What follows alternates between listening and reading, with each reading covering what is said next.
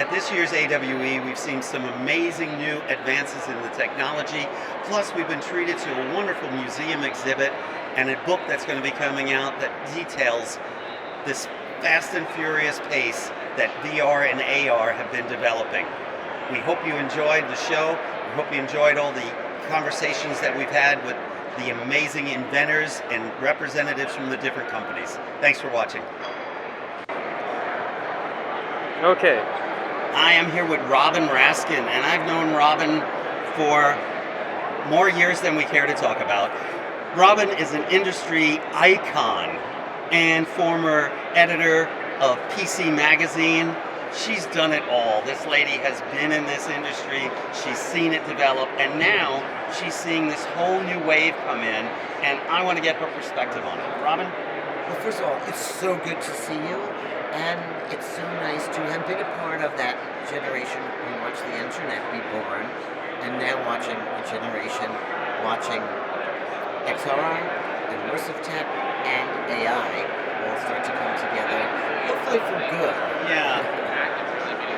So it's really, the trajectory has been amazing, never a dull moment, right? Definitely. What do you think about what's going on with AR and VR right now? What do you think is there a stronger technology, or are they both equal? Are they interactive? How do you see that? How do you see that space? So I think it's going to be situational. There are times I'm walking down the street, I want to know what that building is, I want to know how much that dress costs, I like this. AR is just great. Yep. It's easy, it's hassle-free. QR codes were a revelation. All of a sudden everybody could find out anything they wanted.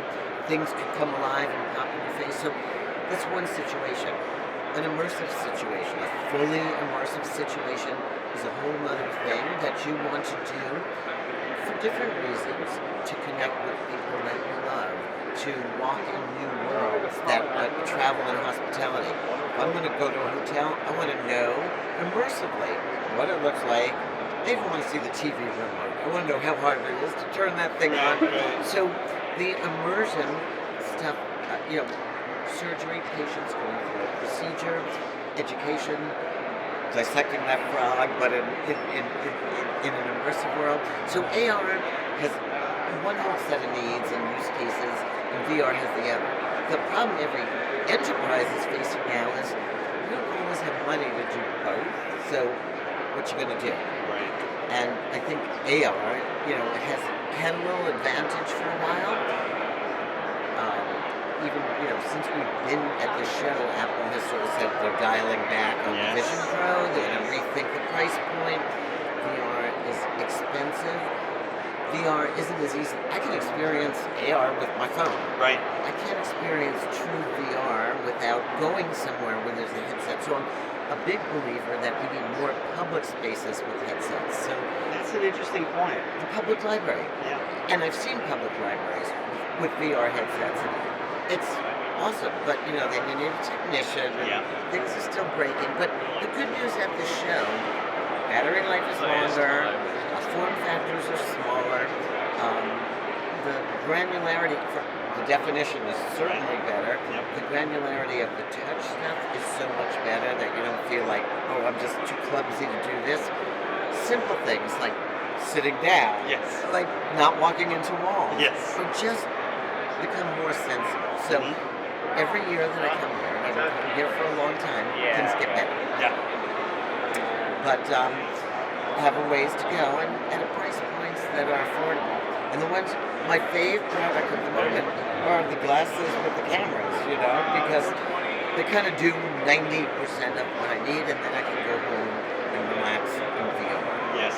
I enjoyed I got to play with the Ray-Ban, and those are excellent, and I can understand everybody's looking at that and saying that's the best on the market right now. Yeah, and you're going to see, well, I think you saw the Humane AI pin. You're starting to see other wearables. Yes. And we've been doing wearables, the ones that come back that have AI that will connect to your phone, and that will just say, what's the weather here? Yeah. And what's the best restaurant for me to eat at? And those things are going to be so easy, especially with AI engines driving. Yes. Right. So the magic here, I think, is by next year, you're going to see the real marriage of AI and VR and AI, so that if I'm mapping an entire city, I can check out the pollution, I can see what happens with parking, I can see what happens with traffic congestion. I think city planners are going to embrace immersive digital twins with AI language models behind them to make safer places for us all to be. I think health professionals are going to do the same thing. I think governments will say, you never have to come to the Department of Motor Vehicles again. You know, you just... What a dream, what a dream. But I think every year we get closer to eliminating the friction in our life. Now, what do we do when we don't have friction in our life? We'll create you. Yeah, we'll sit at the beach, you know. And that is, I think, the discussion of the moment. People are, in no matter what industry you're in, you're seeing AI in particular starting to eat into those jobs. So it took a team of 10, whether it's form factor or AI, now it takes a team of 2. Right. So those are HR forms. That's true. Now, there's going to be retrained jobs and there are going to be new opportunities, but it's going to take us a while to figure out. And like I always laugh and say, the Bureau of Labor Statistics doesn't even know half these jobs exist or what people are doing. That's right. And so we're really at a crazy inflection point. That's amazing insight once again from Robin Raskin. Thank you so much, Robin. It's so good to see you. Same here. And you're a lovely camera person. Thank you. And Thank you. enjoy the show. You too. And all of you just keep watching. It just gets more and more exciting. There you go. Thank you. And cut. That was beautiful. You're marvelous. Here we go again. I demand more! I want it